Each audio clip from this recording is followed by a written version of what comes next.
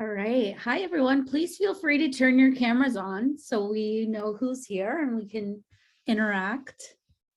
We'll start in about, let's say, 30 seconds. I'm waiting for more cameras to turn on. That's great. All right. Good evening, everyone. And thank you for joining us tonight. My name is Nadia Razi. My pronouns are she, her, and hers. And I am an anti-racism educator and K-12 equity coach. I want to thank the Cupertino Baha'i community who hold discussions on racial justice every other month. You may recognize me from a previous discussion that I did on the history of systemic racism in the US and the Baha'i approach to racial justice. Before we begin, we'll be taking a moment to honor the land that we live in with a land acknowledgement that is rooted in Indigenous protocol. I encourage you to consider, in light of Monday being Indigenous Peoples Day and last Thursday being Orange Shirt Day, to consider the injustices that Indigenous North Americans have faced and are still facing today. And so I know we have guests from all over, but so thank you to the Cupertino Baha'i community. So this is going to be the land that Cupertino is located on. If you live in the Bay Area, it's still going to be the Ohlone people. So, and I encourage you to go to native-land.ca and find out whose land you're living on if you don't already know. So Cupertino is located on the ancestral and unceded land of the Muwekma Ohlone tribe. We honor the Ohlone people who for thousands of years inhabited this land peacefully and cared for it in a way that honored the land. During multiple colonial invasions, the Ohlone people were systematically killed and mistreated, and the consequences continue to this day. We recognize that every member of the Bay Area community has and continues to benefit from the use and occupation of this land. We have a responsibility to acknowledge and make visible the community's relationship to Native peoples. We also remember that the Muwekma Ohlone people and other Indigenous peoples are living and flourishing members of Bay Area communities. We acknowledge the historical and continuous displacement of Indigenous peoples whose sacred culture and territories continue to be threatened today. We acknowledge our responsibility to learn from the wisdom of the Ohlone people and of their ancestors and be motivated to thoughtfully consider how we might work to repair those injustices and move forward together in honorable ways.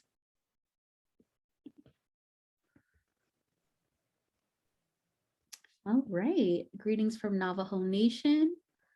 Excellent. Feel free to put your own land acknowledgement in the chat also if you know. Thank you, Elham. Hi, Elham, by the way. All right. Love that. So I'm excited to be here tonight with someone who I've admired since 2015 when my students and I attended one of his school assemblies. My students were so moved that day, and the conversations we had as a class the following day were so powerful that I instantly became a huge fan.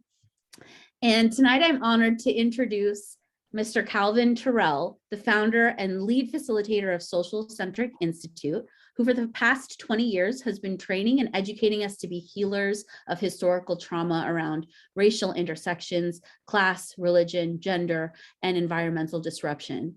Everything Calvin is and does is to promote the oneness of humanity and realization of our responsibility to contribute to material, social, and spiritual progress of all peoples. So please use your little reaction emojis, hype them up in the chat, give us some ASL silent applause, and let's please welcome Calvin Terrell. Hello, hello, hello. Thank you, Sister Nadia Cupertino. Thank you to everyone on the call. Just blessings, and thank you for being a part of this conversation. Like Nadia said, my name is Calvin. My pronouns are he, his, and him.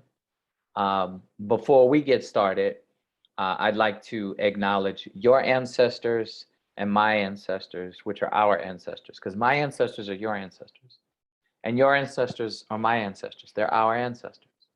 I may be sitting here by myself right now, but I'm not sitting here alone. I believe that our ancestors are with us. And I believe our ancestors come in all colors, whatever you call humanity, so-called yellow, black, white, red, or brown. There were many people of all backgrounds, all beliefs that went before us. Some of them did unimaginable beauty. As my Dene family says, Hojon, right? Hojon, walk in beauty, breathe in beauty, be in beauty. And some of them did unimaginable evil. And guess what? We are the sum total of all of it. We are the consequences of history, making history. So let's be good ancestors now. I also want to acknowledge the land, as Nadia did. I'm in Arizona. I believe in acknowledging that this space that you all are in California or Arizona, some of you might be in different parts of the USA or even in Canada, but we're in the USA. I believe in acknowledging that. Land of the free, home of the brave.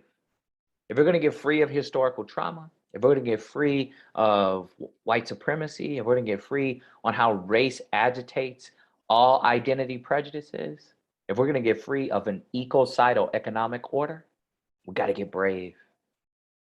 I want to also acknowledge that this space I'm in here in Arizona, as well as California, these lands were all considered Mexico.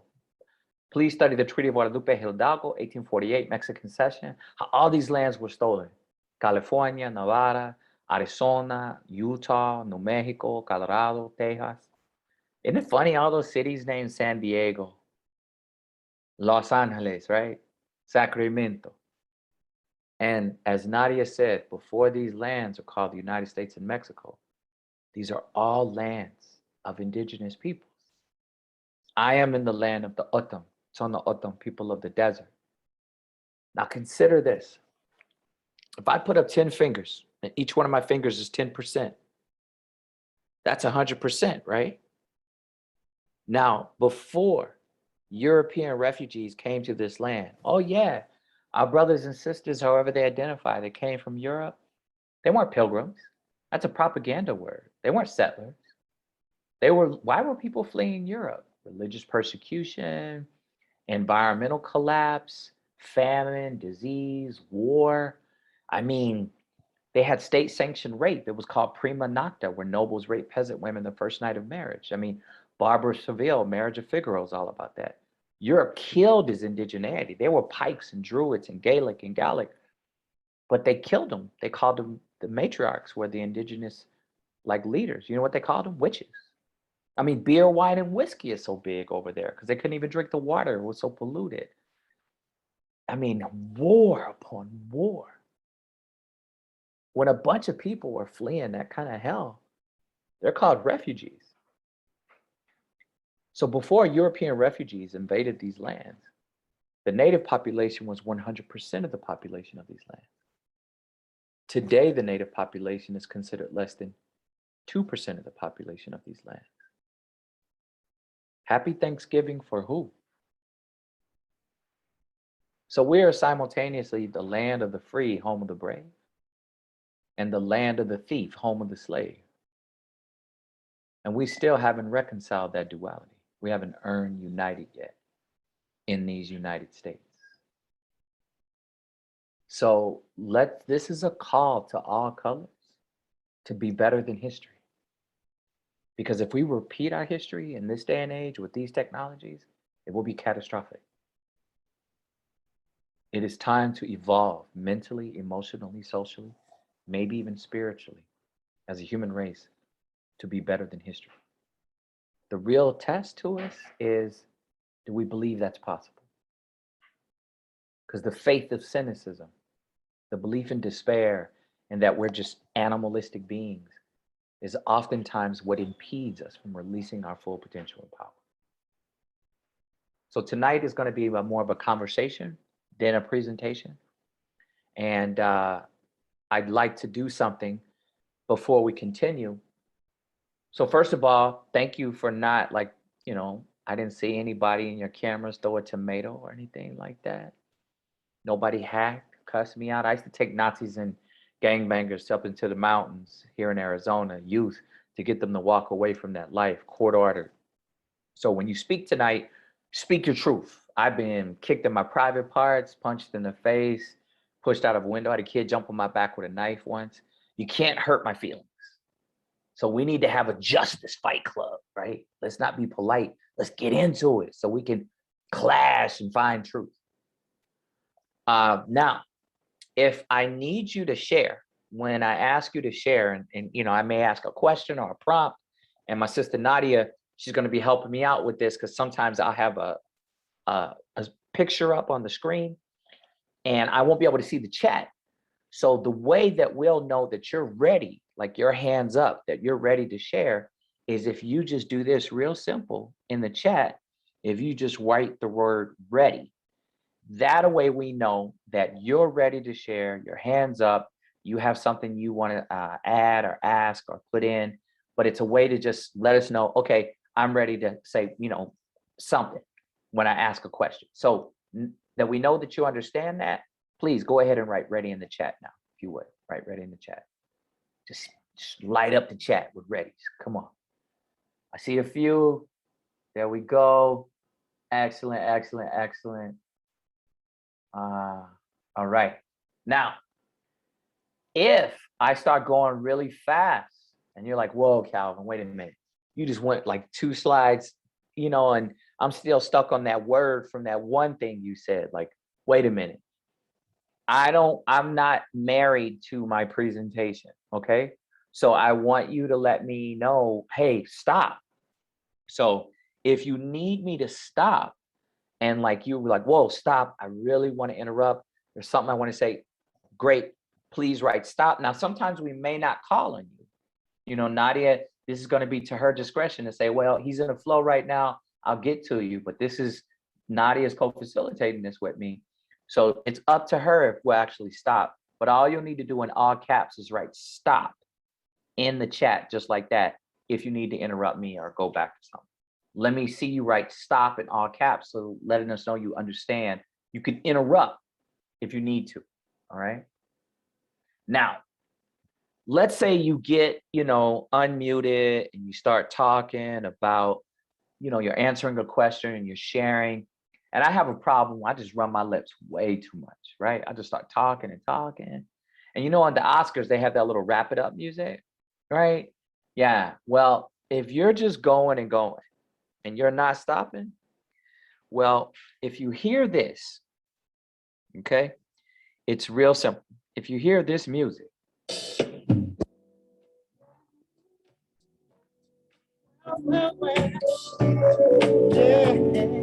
that's the Isley Brothers, okay? If you hear the Isley Brothers start to play, that means cállate la boca, shut up, all right? Ferme la bouche. Real simple, okay? Hey, it's not hate, it's just we don't want you taking all the power, the time away from other folks, all right? So, we got this. Now, another thing that I need you to do, just in case, all right, so that you understand, you don't lose anything that's happening here, I'm going to put on some music. And when I put this music, I need you to run and grab some like papers and markers and crayons and pencils so that you could record, you could write down some of this. I know it's being recorded, but it's still not the same when you do it in your own hand. When you draw a picture or, you know, something that works for you to keep it. So I'm going to put on some music, run and grab a marker, crayon, pencils, whatever. And then if you want to, something that represents you from your space, something that represents you. Okay, let's go do that now. Go ahead. Get out of bed. None. I love it. It's great. Okay. I'd like to get maybe 2 thoughts max. But I opened up with this concept that the Europeans that came here, the term pilgrim was used in the late 1800s as a propaganda tool to justify that this land was endowed to Europeans by God. It was a way to rationalize the sins and evils of manifest destiny. Because people that make a pilgrimage, that's a religious journey. You know, people of the Semitic faiths, Judaism, Christianity, Islam, all make pilgrimages. Hinduism, Buddhism, you know, Baha'is, various people make pilgrimages, indigenous people. They were refugees. They were running from hell. And this idea of this duality, land of the free, home of the brave, and land of the thief, home of the slave. Instead of justice for all, consider that it's been all for just us. When ready, write ready in the chat, but any thoughts about just that opening, that intro, that concept? Disagreements, pushbacks, confirmations, anything at all you want to say about just the intro at all before we get into tonight? Just write ready in the chat. Nadia will call you.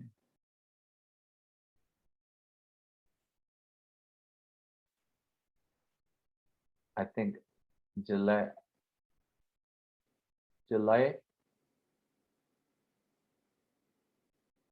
Somebody has raised their hand. Jala, yeah. So just a reminder, instead of raising hands, we're going to be writing ready in the chat. But okay, go ahead, Jala. I'm going to unmute Jala. you.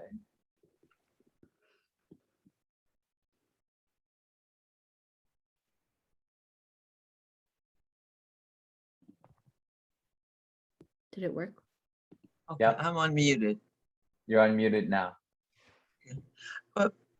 But in regards to the Europeans, the first Europeans who came to this country, whatever they were called, refugees or whatever, that they had the permission of the Pope to possess any land that was occupied by non-Christians. Mhm. And so that is what happened. They followed that and they grabbed the lands that were Native Americans' homelands. And so so it was the official, official permission from the Pope. So if we're going to put, well, I don't want to call blame, but acknowledge a fact is that he is the biggest, what do you call it? Well, he was the one who initiated, who started, encouraged people to do that. So he is 100% responsible for whatever happened here. Jale, I'm Thank you. thankful. I'm thankful you mentioned the Pope. The doctrine of discovery is what that you're speaking of, and the papal bull, right? And what's fascinating is that the reason why Columbus knew that the world was round because he had actually studied in Islamic universities. I mean, I went to a school board meeting and I said, "How do you all feel about the use of Hindu Arabic numerals?" And they were very angry. They're like, "Yeah, we shouldn't have Hindu Arabic numerals, we shouldn't have religion." I said, "You know, the numbers we use are Hindu Arabic numerals, right? They're not Roman numerals." And so, but the Catholic Church was weaponized in order to justify evils and sins. But up north, so that was Latinized. That was the Portuguese and the Spanish and even the Anglo-Normans, the French. But then there was the Anglo-Saxons, which were Protestants. And Protestant means Protestant, to protest against the Catholic Church. So that was all the Episcopal Church, and that was the English and the Dutch and the Germans and the folks up north. And people were anglicized to the north. We're speaking the language of the English on indigenous land. Like, this language isn't indigenous to this land. But people were Latinized to the south. So English speaking, usually a Protestant practice of Christianity. To the south, Latinized Spanish or Portuguese, and usually Catholicism is a practice of Christianity. But I mean, people act like Jesus was born in Kentucky. I mean, the oldest churches are Assyrian, right? So we really, but people don't want this knowledge, Jale, a lot of times, because then they have to audit, you know, who they've put on a pedestal. And this concept of just basic concepts of good and evil, morality and immorality. But thank you for sharing about the doctrine of discovery. Welcome. Anyone else on just the opening? Thoughts on this concept of, you know, it's none of our faults, but it's all of our responsibilities to address these issues. We didn't create this sickness, yet we've inherited it. And for some of us, it's workforce, maybe financially, socially, but I believe spiritually, people are in danger. And for some of us, it's been hell on earth. Go ahead, Rose. Nadia's going to unmute you.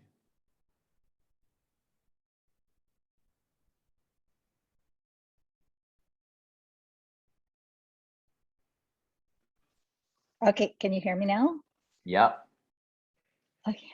I love the framing that you did about the Europeans being refugees, because that's really the first time I've heard it. It's I think it's really important to do that. At the same time, they were not only refugees. I think we also need to consider that they were colonizers. So not only were they fleeing their countries of origin, they also colonized and used violence against the indigenous people. So I'm from the Philippines, and the Spaniards did the same thing in the Philippines. Settler colonialism did not just happen in the Americas, but it also happened to those of us who didn't get born, weren't born here, who immigrated here. So it's kind of like a common experience for a lot of us. Thank you. I'm thankful you shared about what Pinoy people have gone through, because it was Spaniards that came first. Then before Spaniards, there was stuff that happened with ancient stuff with Han issues with folks up north from China. And then after that, it was actually the US imperialism. There was a lot of Black soldiers that actually defected and worked with the Filipinos that were fighting against US imperialism in those days of the late 1800s, and a lot of people don't know that story. I'm also glad that you mentioned this piece about colonization in other lands versus the United States, because what can also happen with that is sometimes an oppression Olympics. People will start competing over who suffered more or who did this, and even comparing the stories or situations.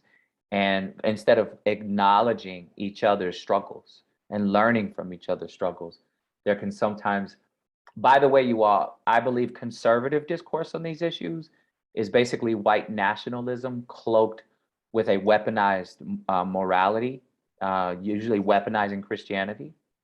And then I believe white liberalism is usually an identity oppression Olympics, where white women, LGBTQIA who are white folks that are neurodiverse are competing over who suffered the most.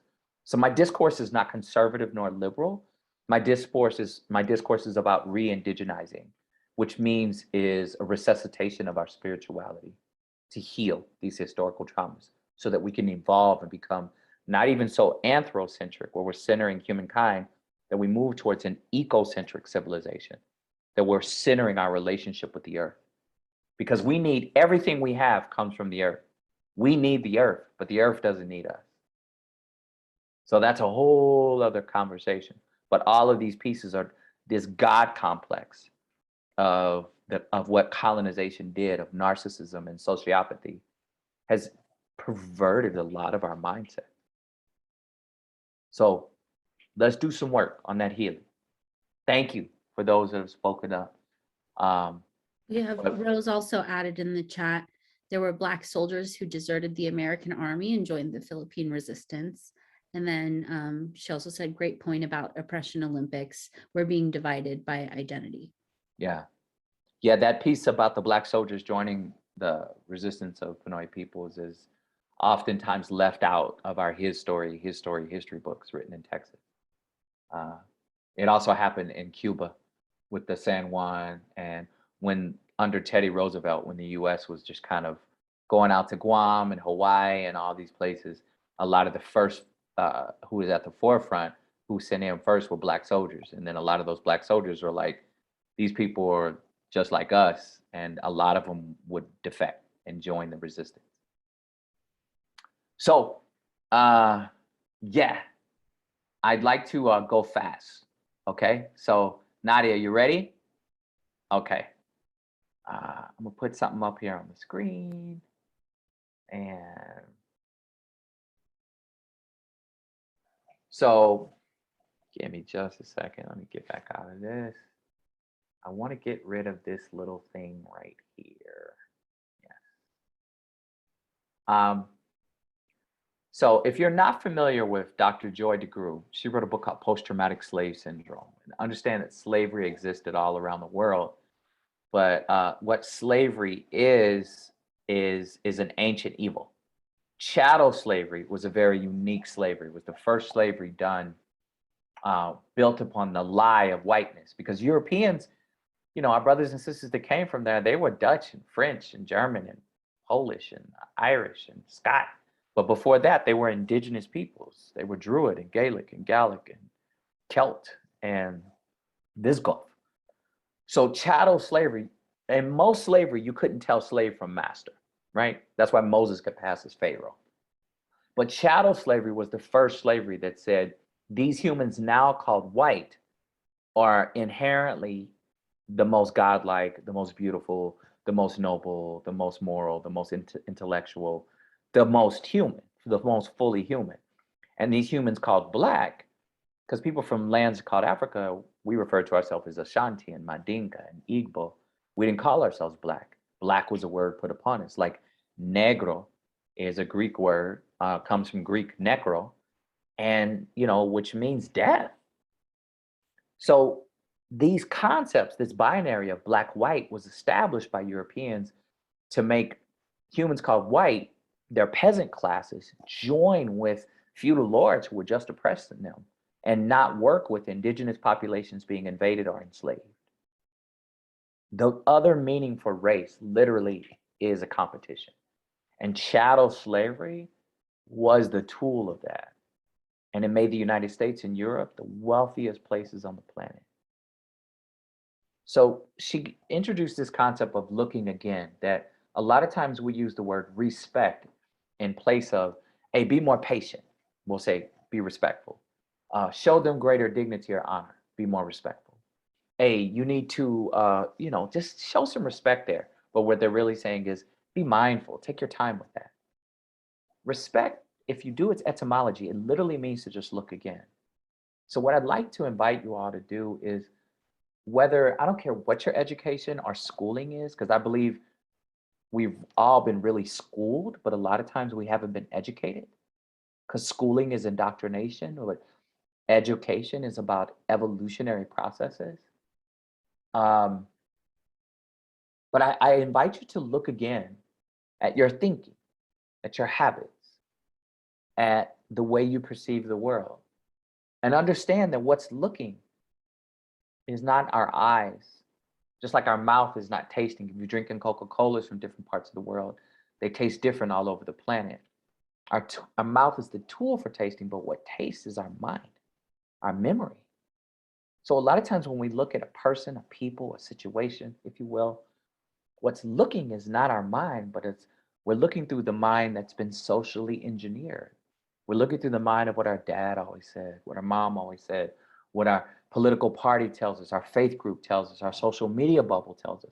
We're not looking to our own mind. I'll give you a concrete example. A lot of times, people's first look is a look of prejudice. And when we can start owning that, and prejudice isn't just demonization, pushing people down. Prejudice is also deification. We put people above us. Those are inherently the most beautiful. They're inherently the most intelligent, the most moral. Those people are the trustworthy. That's what success looks like. In our society, we call deification marketing, right? But anyway, deification and demonization dehumanize all of our civilization. So for a lot of people, the first look is a look of prejudice. But as the Rastas say, when we learn to respect, look again. Hey, look again. For example, a group of scholars standing out in the morning at a middle school, girl walking by, first look, oh my God, no, she didn't come out the house looking like that. Oh my God, oh, she looked broke down. First look. But when we learn to respect, look again. Hey, I wonder if something happened to her last night. Look again. Hey, I wonder if her family's okay. Look again. Maybe she needs someone to talk to. The more we learn to look again, not just with strangers, but in all of our life situations, in our most intimate settings. All of my work is about learning or remembering how to share power. The more we learn to respect, it draws out the best of our humanity, and it helps us to create spaces where we're sharing power instead of fighting over power, hoarding power, or doing distorted things with power. So please take a screenshot of this. Take a note on this, if you will. Write this down, because I really would like you to not just consume this work we're doing tonight, but I want you to take this and do something with it. Go have conversations with people about, is this possible to look again as a tool of investigation, self-reflection, healing? If we're going to be better than history, the more we practice respect of looking again can help us in that process. So, Nadia, any thoughts, questions, comments on this concept of looking again? We'll take maybe 2 people. Just write ready in the chat, but any ideas or thoughts about this concept?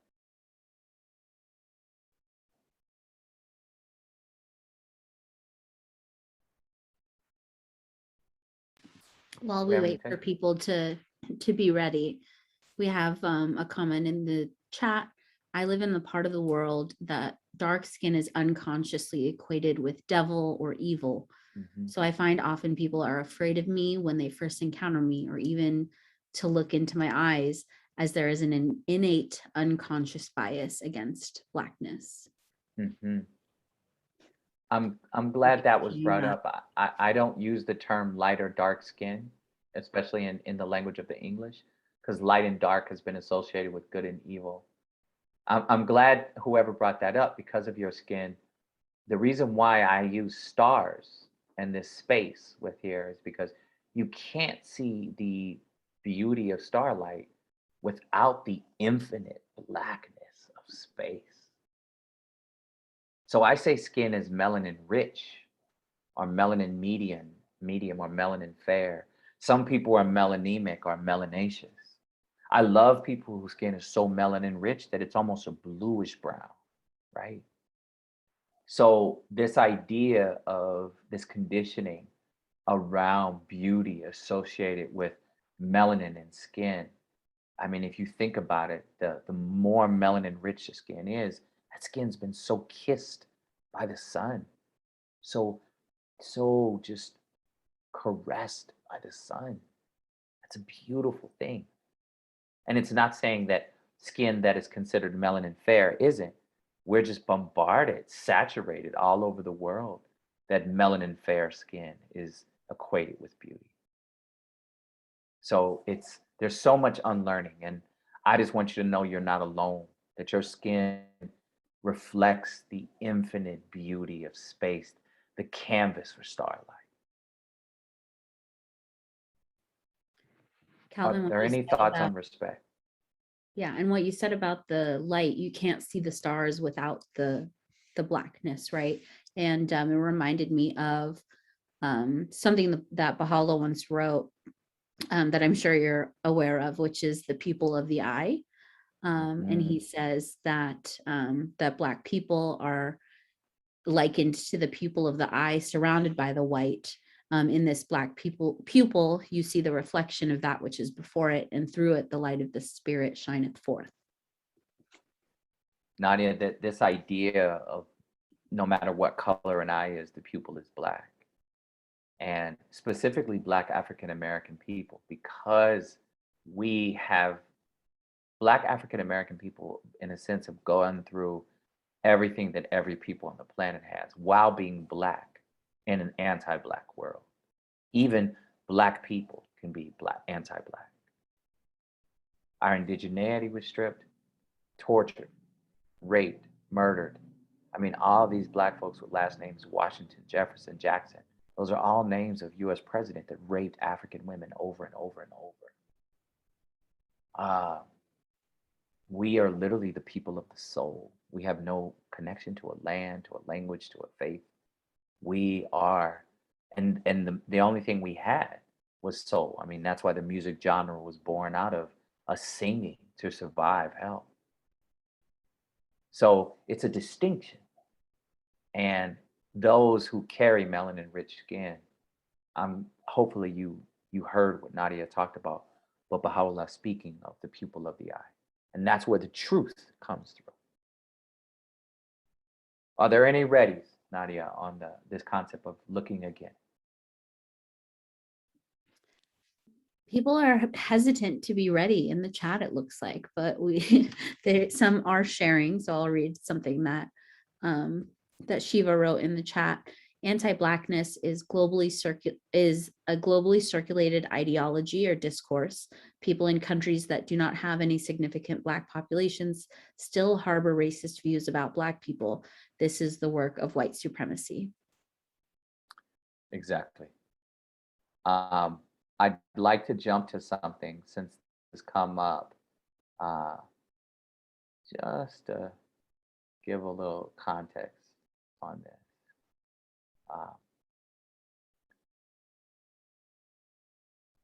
So a lot of times, Nadia and everyone on the call, the discourse around race is very combative with other identity issues. So for example, like age, appearance, abilities, belief, gender, class, sexuality, nationality, et cetera, et cetera, et cetera.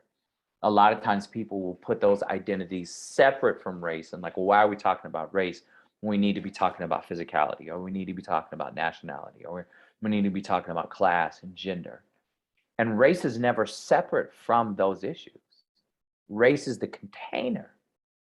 The concept of race is the container that impacts our perception of all these issues all the time, every time, as well as any human circumstance. So understand that there are layers of cultures and prejudices around all of these identities and all those that are not listed. Leave race out just for now. And that the nuances and the way that the prejudices show up, the ways people give worth or value versus deprecation or demonization around these various issues, it varies all around the earth. It varies depending upon the land and the people and the intersections of these identities within those spaces, okay? So before I race these identities, are there any like clarifications, thoughts about how these identities show up as various prejudices, be it deification or demonization in various ways throughout the planet? Or is there any clarification on just the identity prejudices and the spectrum of them intersecting in various ways around the earth? Just write ready in the chat if anyone needs to clarify or make a point or ask a question or share anything at all. Any readies now, Nadia? I'll let you know when they're ready. Okay. They're not ready. Okay, that's fine. That's fine. So take note of this. Now I'm going to show you Dr. Kimberly Crenshaw. She's actually one of the authors of the critical race theory concept, but she dubbed the phrase intersectionality back in the 80s, a long time ago. She was at USC or UCLA, I forget. And so within my organization, Social Centric Institute, we say racial intersectionality because race is always intersecting with every identity issue and human circumstance all the time, every time. Even when we don't name race, race is present. So there are some colors, even though all human skin is a spectrum of browns. No one is black, no one is white, no one is red or yellow. We're spectrums of browns, right? But let's play with the colors that we have associated with race based upon the European concept of colonization. So based upon European colonization, colors are yellow, black, white, red, and brown. I really want to hear some readies after I race these identities now.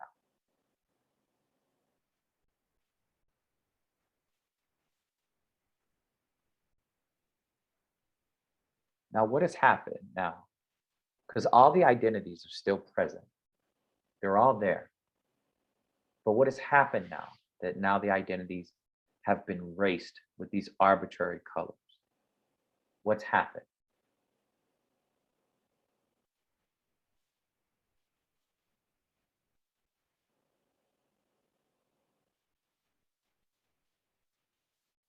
Come on, y'all.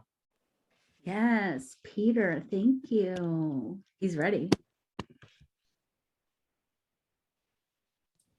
Well, in part, I'm done a lot of reading, especially over the last year, on social justice. I mean, yeah, Kendi, Ulu, DeGruy, I mean, a whole library of things. And but I'm in awe with the conversation that Calvin is leading. I mean, you're right on target with your intro. My impression from this, putting the colors over these race characteristics, is on the Black, you know, we've made all those characteristics disappear. It's almost as if they don't exist, because it's Black background with a Black font. You know, just the appearance of it, and gradually moving, you know, left to right, we're getting more and more appearance of it. In a sense, we are normalizing, we are deifying the white because it's legible, just because of this arrangement of colors, which I think is on target. And in part of, we all need to understand and be comfortable with our race, our character, our education, our nationality, our genetic backgrounds, whatever they are, our multicultural backgrounds as well, to be able to appreciate someone else. Mm. I mean, part of the white supremacy is either I'm not comfortable with it, or I'm afraid it's going to be diminished if I recognize, you know, all these other colors which we've highlighted on this page here.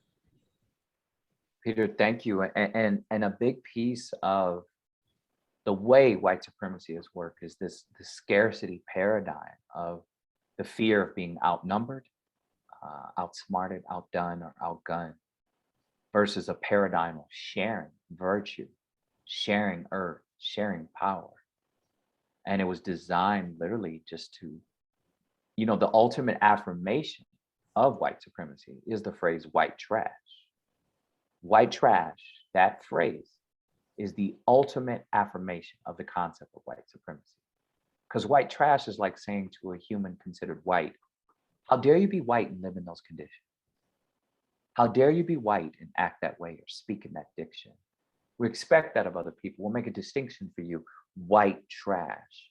I mean, we don't hear yellow trash, brown trash, red trash, and definitely not black trash, because in the language of the English, black is, oh, that movie was so black, so dark. They're black-hearted. Did you get that? On the black market, they use black magic. They died of the black plague. You know, you're the black sheep of the family. I'm going to blackmail you. Then we meet a black male. That's a homonym. But hey, it was a little white lie. It was a white sale. And, you know, they live in the White House. It's white Christmas. It's going to be a white wedding. It's just white noise. And none of us fit these colors, but yet this is it's a mental health. It's such a subconscious, as Shoghi Effendi talks about in the Baha'i writings, a subconscious sense of superiority and inferiority that can happen. But Peter, thank you, because until we start acknowledging, because what's happened with Black here, it's just become this monolithic thing. It's just a color. It's not a full spectrum of humanity. Other ready? We do. We have Farhad and Joy, and then Jale.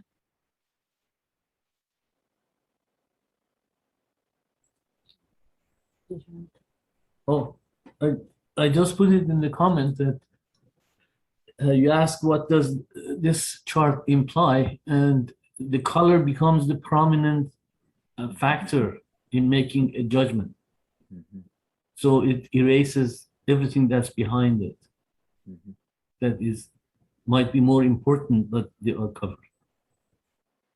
But it's fascinating. Thank you for this, because it's children aren't color blind. They're color kind.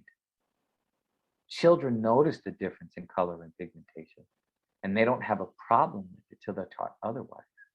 Children are color kind, but they get socially engineered, get conditioned to disrespect, to not respect, and to not see, and then people say, well, I'm colorblind, I don't see color. Well, what they're really saying is they don't see the deification and demonization associated with phenotype or pigmentation. And then, even then, still, we have to make whiteness visible. If you notice, I put the shadow behind white. When we start talking about whiteness and how whiteness even harasses the psyche and spiritual, the emotional health. Why do people have guns? Why do gangsters or killers or hoarders or, why people own guns? Because they're afraid.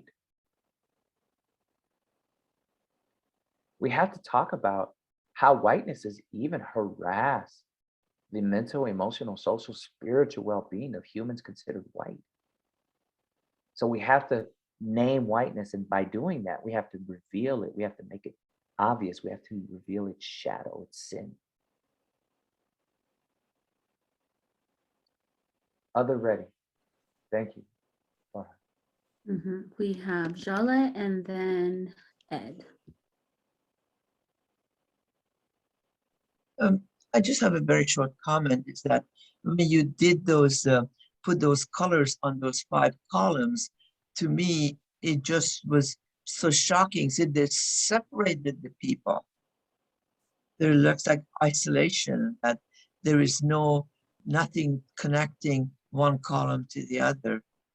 And so, but it does not really fit the society as a whole, because nobody is that color yellow or that red, and just, so we have created this, the issue that the lighter skin you are, the better you are. And it just does not make sense.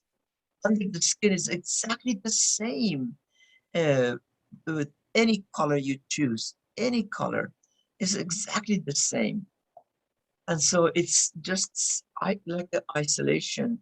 Each group is isolated from the other. Exactly.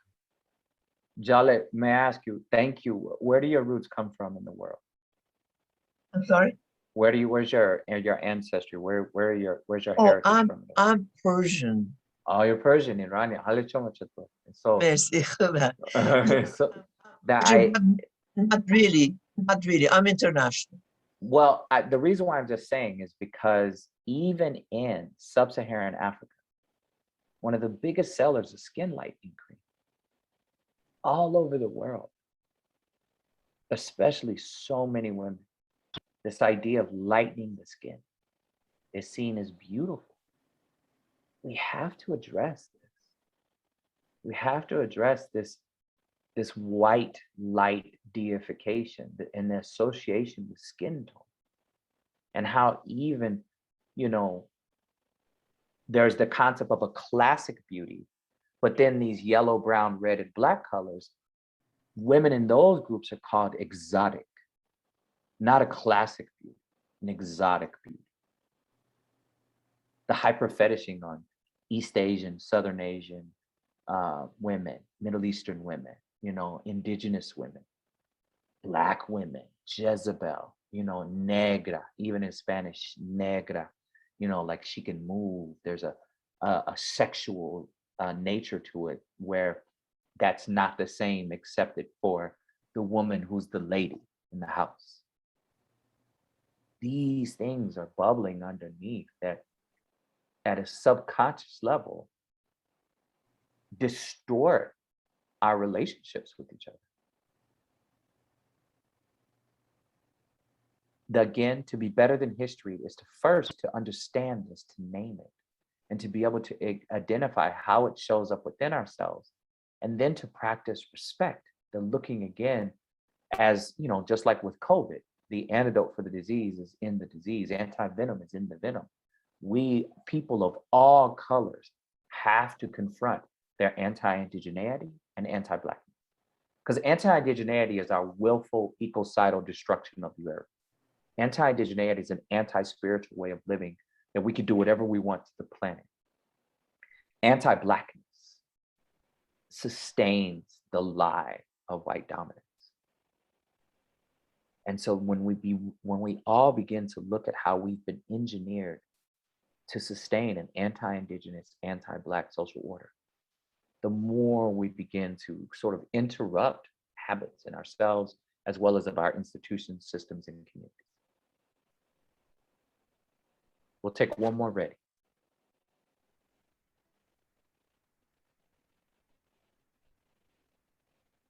There are no more readies, Nadia? Ed, Ed is about to share. Okay. And I asked you to, oh, there you go. Perfect. Ed, we still can't hear you. I don't know if there's maybe something going on with your sound.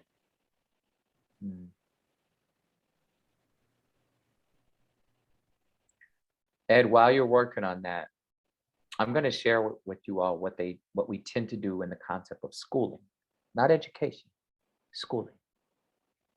We do character education. We try to make non-whites model minorities. Prove your whiteness. Be safe to white people. Honor white people. Read 3 books instead of 1 to be seen as basic. Go above and beyond. Be super exceptional. There's no space for mediocrity. Assimilate. And the quickest way to assimilate, be you from anywhere in the world, even people from sub-Saharan Africa, is to be anti-Black, specifically to African American populations, and deny the atrocities towards indigenous peoples of these lands. Anti-indigenous and anti-Black, 2 legs to gain wealth in this system of whiteness. And so character education, PBIS, character counts, surrender to the schooling indoctrination model is the path to whiteness. Now, money has nothing to do with privilege. Money is access. There's a lot of humans considered non-white that have a lot of money, a lot of access, but they don't have privilege. If you want to write this down, privilege means freedom from considerations. 3 words, freedom from consideration. White privilege is not saying, again, please note, white privilege is not saying your life has not been hard as a white person. Again, white privilege is not saying your life has not been hard as a white person. I'll never forget this young kid who's a person considered white I was working with, hard life. His mom was a prostitute, addicted to meth. She would turn tricks. They were homeless in the back seat of the car while he sat in the front seat at 7 years old. His life was hard, it was hell. So white privilege is not saying your life has not been hard as a white person. White privilege is saying life is not harder for white people for being white. That very kid knew that Black, Latinx, Native, Filipino, you name it, especially of the colonized populations, even those Dravidian, those Tamil, those darker Southern Asian populations, right? Those Arab kids that really look brown, right? That even though they had been through hell too, and he had been through hell, that his hell was treated a little bit more sensitively, a little bit more delicately. He was given a little bit more help because he was white. Any thoughts now that I've added this model minorities component with the path to whiteness, this raced identities? Again, the other meaning for race is a competition.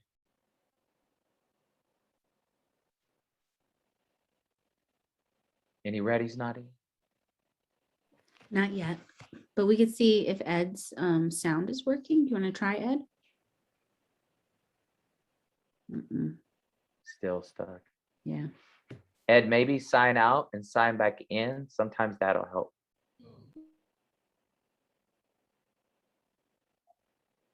So if there's no stop, or anything on this, I'd like to get into what this being better than history, because I'm changing my process, because colorism was brought up a lot, but colorism, it shows up different. And also, you know what's fascinating about this is that in all these, a lot of populations considered non-white, there are all these folks that don't want to get, and I'm going to use my quote fingers, darker skin, right? They don't want to be more melanin rich. But yet there's all these humans considered white trying to get a tan. Like, what is that? Well, when we were agrarian societies, if you are a person considered white, but yet you had skin more melanin rich, you were browner, that meant you were poor. You were a peasant, you were a laborer. Think of all the old stories, the fairest one of all, fair, the fairy tales, the fair maiden, right? Light. To be paler meant that you were in the house, you weren't a laborer, you didn't work in the fields. I mean, they use the term redlegs in the Caribbean. You know what? If I talk to you like I'm from Ireland, it's kind of fast like this, but if I slow it down, it sounds like I'm from like Jamaica or something, because the poor folk that work the ships run and hid up in the hills, you know. Down there, they call them red legs. In our society, we call them rednecks. The poor whites that ran and hid up in the hills. I mean, that's where hillbilly comes from, right? Of West Virginia, running from the colonies. So racism is a tool of classes. But anyway, what happened was, if you were white in an agrarian times and melanin rich, that meant you were poor and a laborer. But when we shifted to a more mechanized society, I don't say industrial because we've always been industrial. It just wasn't mechanized. When we started moving into the factories and the offices and more of that work, if you look at the pictures from the early 1900s, you know, people at pools or beaches, it's like they're in pajamas. You notice their swimsuits? Well, it wasn't because of modesty. I mean, poor folks just swam naked, right? No, it's because they didn't want to get darker. So when the 50s came, beach blanket bingo, big consumption phase, hey, to have a tan and yet still be considered white, a tan became an accessory, like diamonds or pearls or jewelry or, you know, a good tie or watch or something. It meant that you could afford leisure. I got this one in Tahiti, this one in Waikiki. It meant that you didn't have to work in the factory or the office all day. You could afford leisure. So even a tan for humans called white was nothing about really beauty. It was a status symbol.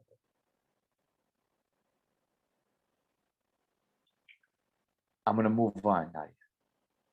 We had a question in the chat. Jala asked, can I tell you a short true story about myself? I don't know if we have time. Yeah, we do. Cool. Go ahead, John.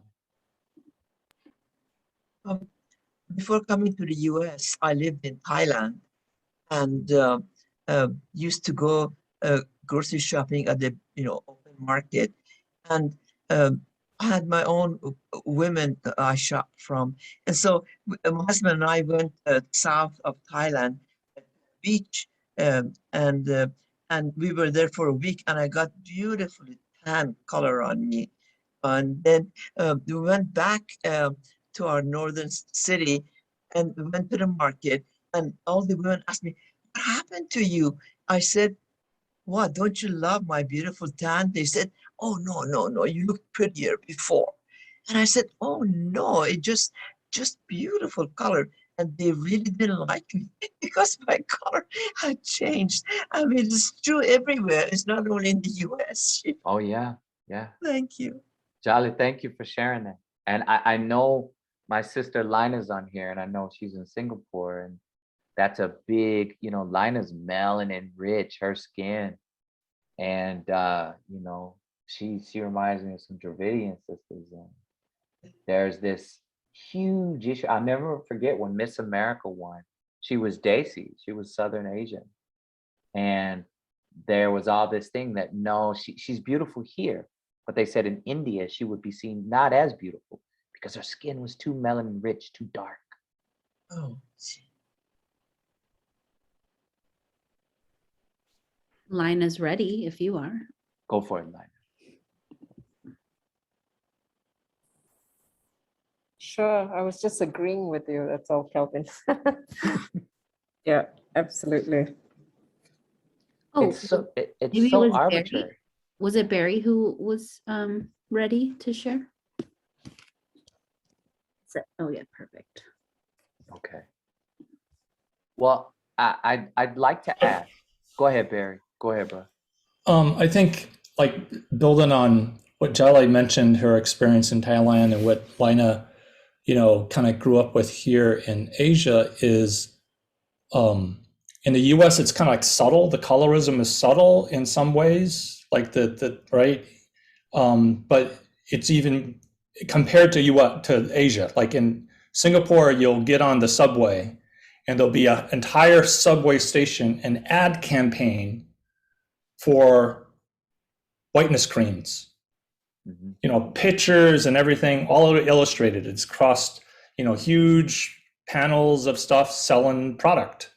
And it's like India is the same way, right? This sort of like, it's really like in your face, sort of it expresses the value. It's like, no, this is what it is. So it's an interesting dichotomy where it's everywhere, right? Unfortunately, it's everywhere. It's just in some places of the world, it's just acceptable to be like right in your face and commercialized. Barry, I'm thankful you bring this up. It's where it's really big also is in Latin America. And I'm putting up a concept in the chat called castas. And I want you all to look up the concept of castas, because castas comes from caste. And in Latin America, the highest castas, the highest castes were called peninsulares. And peninsulares, the peninsula, the Iberian Peninsula, people that came from Spain or Portugal, right? And then the next caste were the criollos. We would say Creole, but the criollos were the Spaniards born in the Western Hemisphere. They were still Spaniard, considered white, but born in the Western Hemisphere. Then the next caste was mestizo, and mestizo was native and Spaniard, mixed, right? Indigenous. Then you had mulatto. Mulatto comes from mule. A horse and a donkey get together and they make a mule. Mulattoes were Spaniard and Africans mixed. Then you had all these different little just arbitrary castes. The bottom castes were indígenas and are indio. So to this day in Latin America, when somebody wants to say something is stupid, they'll just say a lot of times, que indio, que indio. And que indio is basically an affirmation that indio, native, dumb, stupid. Then there was negro, black, but the lowest caste, the bottom, I'll write it in the chat, was called Sambo. And a Sambo was a person of Africanized blood and native blood mixed. In the United States, we didn't say Sambo, we said Sambo.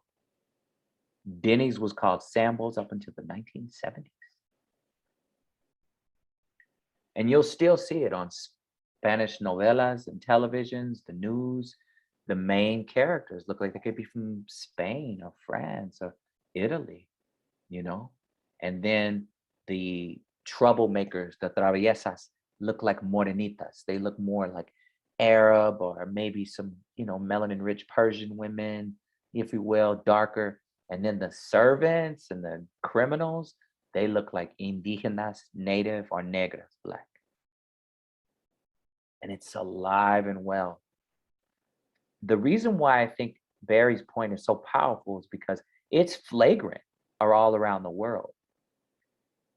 To me, I'd rather it be more flagrant. In the United States, it's insidious. It's psychological. It is woven into all of our media and campaigns, all of our billboards, all of our magazines, our religious, art, and scientific teachings. It is stealth here. It is perfected, if you will. And that's more dangerous, in my opinion. So I know there's a ready. Barry. We have a couple already. So Farzam was first and then Barry. Okay. Sorry, Nadia. Don't be sorry.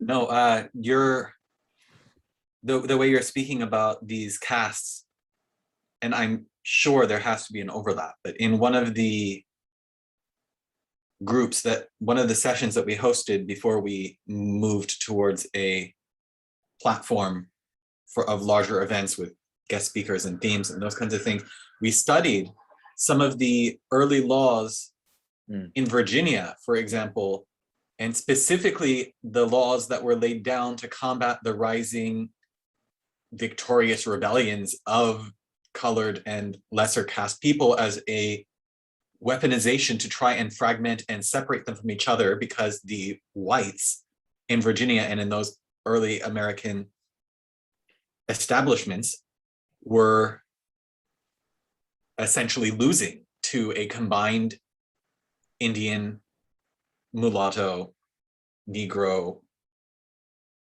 combined force. And that the only way that they could try to combat this was to force them to accept, nope, you cannot band together and rise up against us. Our law will not allow that. And now it's not allowed for you to commingle or to gather or any of that. Brother Farzam, thank you. I mean, Bacon's Rebellion, I put in the chat, was just one example. But throughout the 13 colonies, 9 of them were corporations. They were called commonwealths, right? And throughout the 13 colonies, there was unity. The indentured servants and peasants from Europe, were like, hey, the way they're treating them reminds me of what happened back home. The folks from lands called Africa had been through such an assembly line of torture, they were starting to come together with these peasants from Europe, and then some of the indigenous populations were coming together. I mean, the first laws were miscegenation laws, like a white man could rape and do whatever he wanted to non-white women, but non-white men could not, particularly Native and Black, marry white women. And then suddenly, whoa, they said to all these peasants from Europe, hey, you can own land over here, right? These people in the feudal system in Europe, they could never own land. They were in a caste system. They said, hey, we won't even rape your wives the first night of marriage. No prima nocta, right? None of that stuff. I mean, William Wallace, Braveheart's all about that. The Scots, right? I mean, Barbara of Seville, Marriage of Figaro is all about prima nocta. They said, hey, you could carry weapons over here. What? The United States is the first organized system where commoners were allowed to carry weapons. In every system around the world, be it indigenous, feudal, or like colonial, the only people allowed to carry weapons were the warriors, right? The United States allowed commoners to carry weapons. That's why the right to bear arms is so important in our society. They couldn't, you ever see peasant stories about peasant uprisings? They got pitchforks and farm tools and stuff because only the knights could have the swords and the spears. And then, wow, they said, if you kill those natives, those redskins over there, we'll pay you for it. The French introduced scalping. I mean, that's where the term redskin came about. If it was, excuse my language, the Washington niggers, the Washington wetbacks, the Washington crackers, the Washington chinks, the Washington packies, the Washington, people would be like, what? But it was the Washington Redskins for a long time. If you killed them, we'll pay you for it. And if you keep these niggas in line, you oversee them, we'll pay you for that. What instrument is played at police officers and firefighters' funerals to this day? Bagpipes. Because they were all Scots and Irish. They were the slave hunters. They were the overseers for the slaves. Overseer, as Carlos once said, eventually became officer. So every aspect of our system, every institution has its roots in the hoarding of everything to sustain white wealth. Even poor white folks have been Pinocchio manipulated, but at least the privilege of skin gives people this idea that if I just work hard enough, one day I could be a king and queen like them too. It's the emperor's new clothes.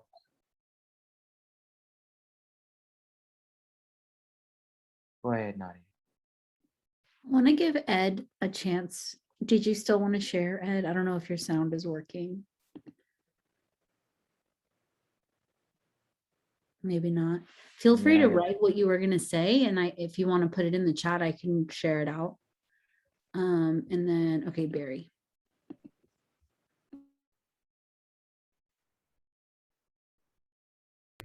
Click the right button there. This goes back, Calvin, you mentioned about colorism and the kind of weaved subtle in the United States.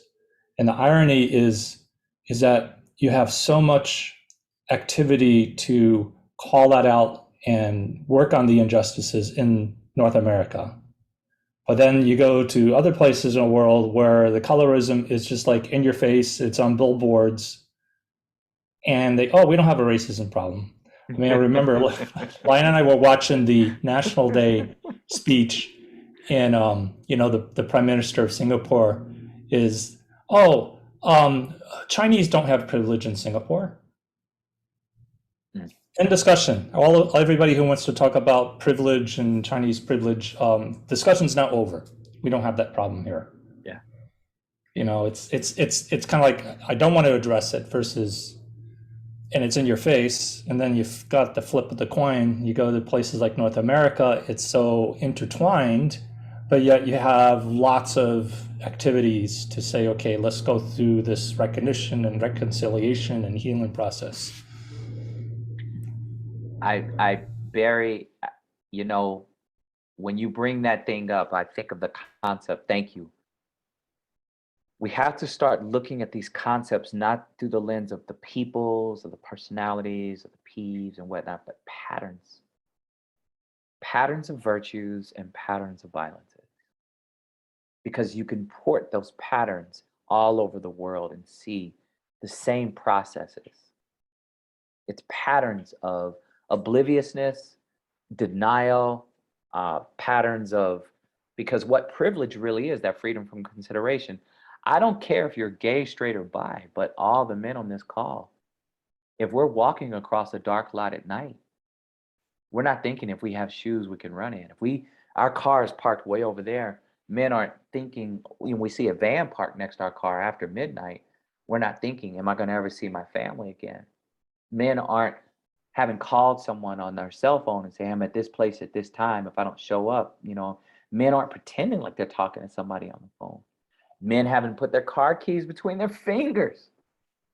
Men aren't looking underneath the car in the back seat or walking with a sense of purpose. Men aren't coming up with an escape plan. But I don't care if she's straight, lesbian, or bi, be she's 12 or 92. Every woman is. And that's privilege. It's freedom from consideration. It's an obliviousness. So if you really think about it, privilege is actually peril because it makes us less compassionate, less considerate. So if you're born into a privileged identity, and when you think about race, it's intersecting with identities, that means we have to really take almost a Herculean effort, as the House of Justice talked about, to really begin to unlearn and humble our minds to be a part of the healing, not sustaining the sickness. But privilege has nothing to do with money. It's an obliviousness. Because our system, if you're writing notes, be sure to write this down. Our systems are not broken. Our systems are not broken. Our systems are fixed to break people. Our systems are doing exactly what they were designed to do. Our systems are not broken. Our systems are fixed to break people. Hearts, minds, souls, and relationships. Mm-hmm. It reminds me of W.E.B. Du Bois wrote that a system cannot fail those it was never served to protect. Mm-hmm. We have Alex, who's ready. Let me unmute. Nadia, by the way, real quick, I want to find out what time do we go till tonight? I think 9, right? Okay. Yeah, because we're almost, I just realized like, wow, we have like 10 minutes. So let's let me see. Hold on. I'm gonna ask Alex to unmute, and Alex uses they them pronouns. Hi. Yeah, as somebody who was raised as a woman, I'll speak to the mention of how women everywhere are always kind of looking over their shoulder, when walking through a dark lot at night, etc. And my partner here, Samantha, with she, her pronouns, was just mentioning that, as a Canadian and an Australian, respectively, we don't live in the same fear that our American friends who are not men live in. And that is also a privilege to not have to live in that fear. And that's absolutely the system kind of working that way to force women in America to live in way more fear than we do in such culturally similar countries as Canada and Australia. So we absolutely have had those experiences, but it is way less, I guess, all-consuming for us. And there's a great freedom in not having to live in fear the same way that we've heard from many of our American peers. And using that brain space for other things. Yeah, to release your full potential, that creativity that you would use, cortisol levels in the body, stress and whatnot towards survival, even though it may not actually happen, it's still the consideration that, like you said, your brain space is free to use it towards development and other things. Thank you for sharing that. It's, in the US, there's a huge issue. Black trans women are just killed at such disproportionate rates here in the US. Like, if you want to talk about transphobia and what's happening towards Black trans women in the US is disgusting. And that intersection of these concepts. I want to ask Alex, before you go, what's the distinction? Because those are both English colonies. I mean, there's some French in Canada and the Russians were there too, but it's essentially an English colony, and so is Australia. I mean, in Australia, the genocide towards an Aboriginal populations as well as First Nations in Canada, I mean, horrible, horrible. But why? Why around specifically this concept of gender, male privilege? What's the distinction between those two realms in the US? We'll have to unmute Alex again. Thanks, Nadia. I think part of it is honestly gun control. We don't have to worry about an average person having a gun. Of course, it happens, and the police are still an issue, but the average citizen is unlikely to be carrying a gun. You're not going to get murdered by a knife as readily. As assuredly. Yeah. The level of danger. Like there's a great quote that of a self-defense, women's self-defense that I've been in that if someone is holding a knife, the distance between you and them in which they become dangerous is extremely little. Like they have to be within a meter of you in order to be a danger to you because they have to physically approach you. But someone can be across the street, across the room, down the street with a gun and become a danger to you. Right. And that physical distancing, it makes that danger radius exponentially greater than if in other countries the weapons that are available or the violence against those women is just physically proximate versus being a distant thing. When you were speaking, I have to apologize, but I geeked out for a second. I thought of Obi-Wan Kenobi, and when he talked about blasters, and he said they're so uncivilized. And this idea of having a weapon that you could kill from a distance versus if you're gonna kill, be close in this intimate experience, if you will. I mean, even though it's still killing, but this idea that we see that because of this weapons and armaments, we're so civilized, and actually we're just way more barbaric. It's a lot easier to press a button than it is to actually feel the cutting of flesh. Yeah, it's deep.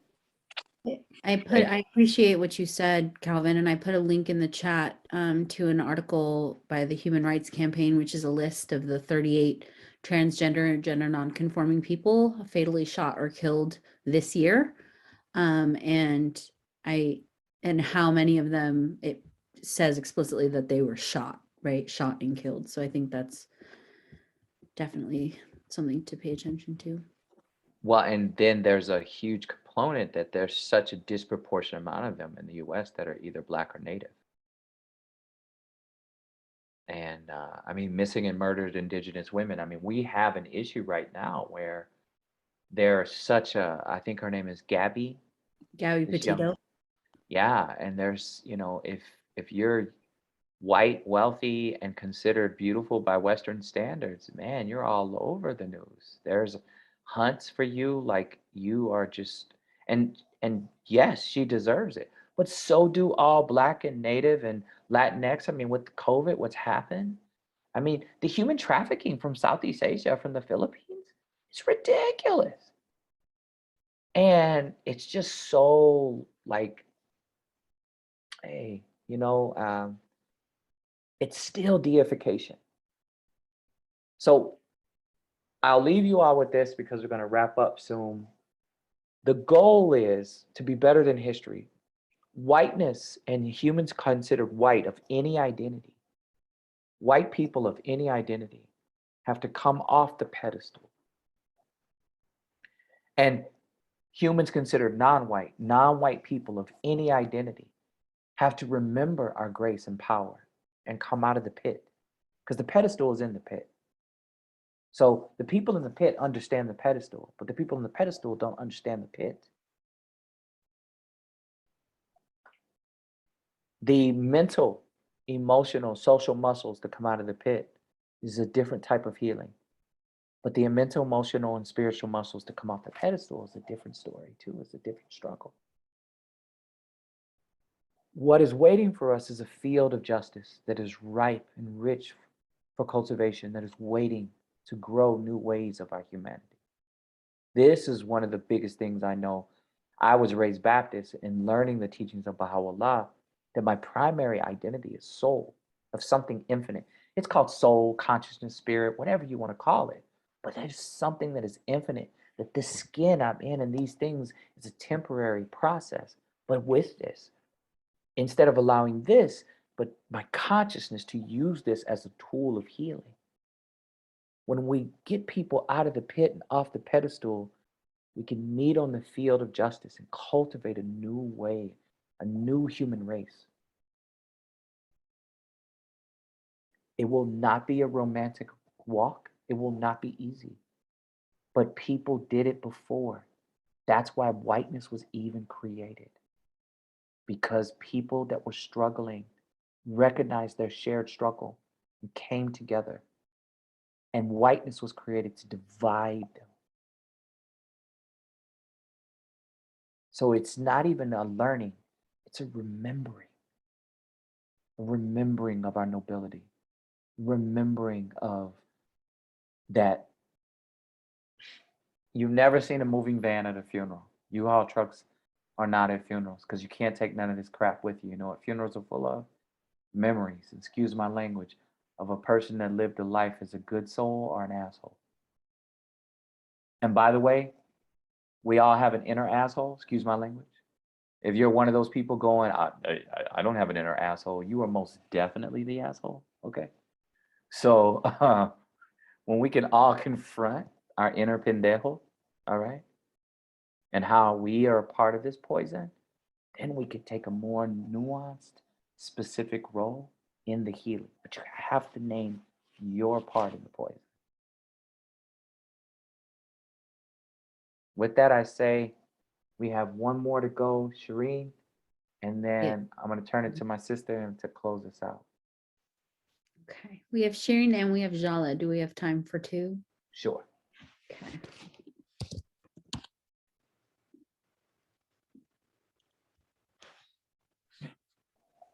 Shireen, you're still muted.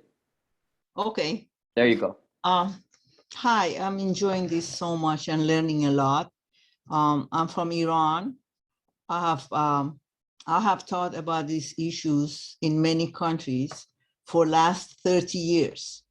6 years in China at the universities. And it has been always this, the whiteness there also is so important. They were ready to send a Russian teacher with blue eyes and blonde hair that hardly knew any English as an English teacher for kindergarten. Wow. But a person that had, knew perfectly English, but was not blonde and blue eyes, they wouldn't send them. So you can imagine, I've been to 46 countries and I've talked about these issues a lot. And I wanted to say that in Iran, as a dark-skinned person, I suffered myself. But the media and the childhood and the people that talk about the things, I've been doing this for 30 years and I still find sometimes myself to be prejudiced, and the stereotypes comes to my mind and I have to fight it. So it is like a lifetime struggle. So when you say, there's a little asshole in everybody. It's true. It's true. That's true. We all have an inner Shaytun. Shaytun is in us, Shireen. The That's Shaytun is there. Thank you for listening. And Shireen, thank you for what you do and being so honest about, because that's the thing. I think it's a Nowruz character, right? He's blackface. He was a slave for Nowruz. Yes. Yes. Haji Firuz. Yeah. Yeah. Yes. Yes. And so it's global. And thank you, Shireen. Thank you. Thank you. Darling.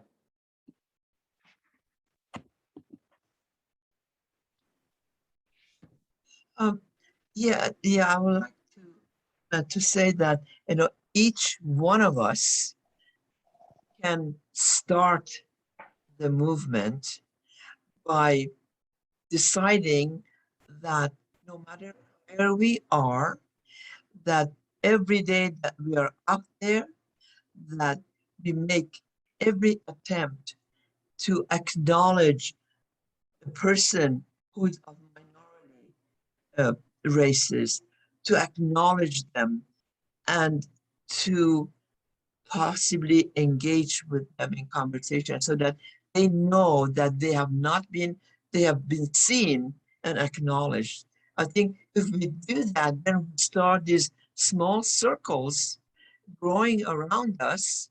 And once a lot of small circles start to grow, becomes a huge circle. So we find the society that is, changed in so many ways. And I made that my goal about a year ago or so. Decided, what can I do as one person? That I decided, of course, I can do a lot by just making sure that I look at the minority person in the eyes, in the face, and say, hello, how are you? So I think that will start this, this circle, these circles going. Thank you. Jala, thank you. And I want to say, I believe that's a lot easier to do that, because most people just want to be treated with dignity and they're open. The real tough work is to challenge our family. Yeah. To having uncomfortable conversations at dinner tables when everybody's laughing and having a good time, but someone makes a flippant comment. When walking through the mall, watching something on TV with someone. It's interrupting our cozy, intimate spaces. To be a warrior in those spaces around us, even if it doesn't relate to us, to our ethnicity or identities, to say, this is, I help me understand why you said that. Tell me more why you believe that. To not immediately start shooting on people. You know, you shouldn't say that. You should. I always tell people, if you don't shoot on me, I won't shoot on you. And there's people shooting all over the place and it stinks. So don't shoot on someone, but ask a question. Hey, why'd you say that? Where's that coming from? To have these conversations with people that look like us, think like us, believe like us, that's the hard work. It's easy to go out. Most people want to build a safer world, but the real tough work is within our intra-racial conversations, not inter, excuse me, intra. So I'd like to do this. I just put my website in the chat, calvinterrell.com. If you go to my site, I did a TED Talk in 2019, and it's called Social Spiritual Evolution. If you just put your email in, you could download the TED Talk curriculum. It's 45 pages of all kind of things, excerpts from articles, the transcript of the TED Talk, and these little things, these artifacts I create, like these slides.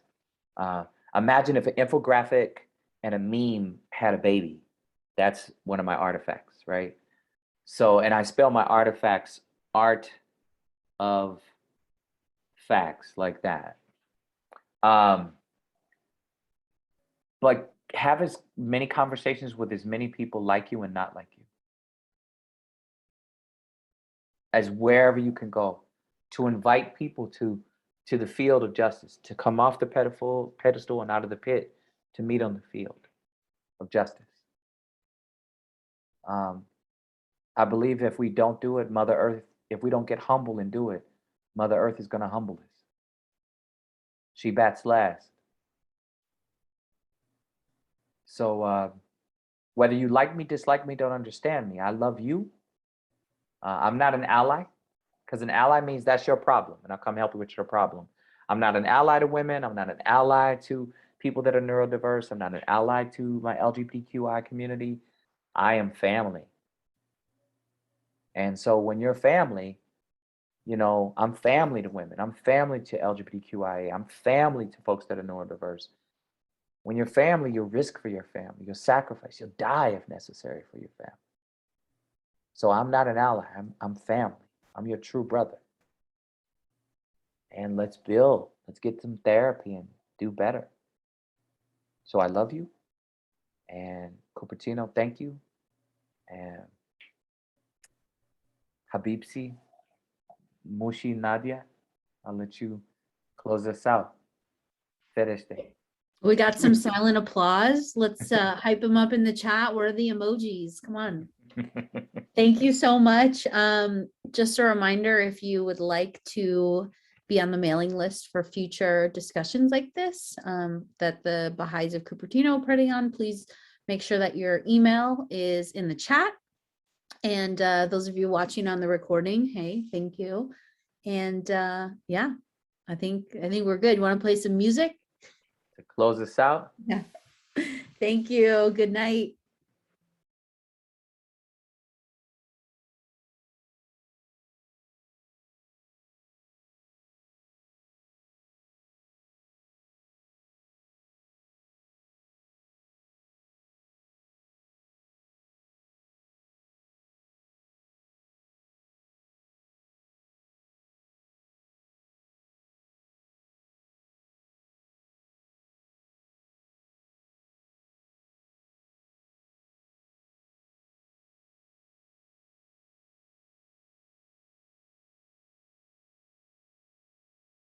Down there, our mouth.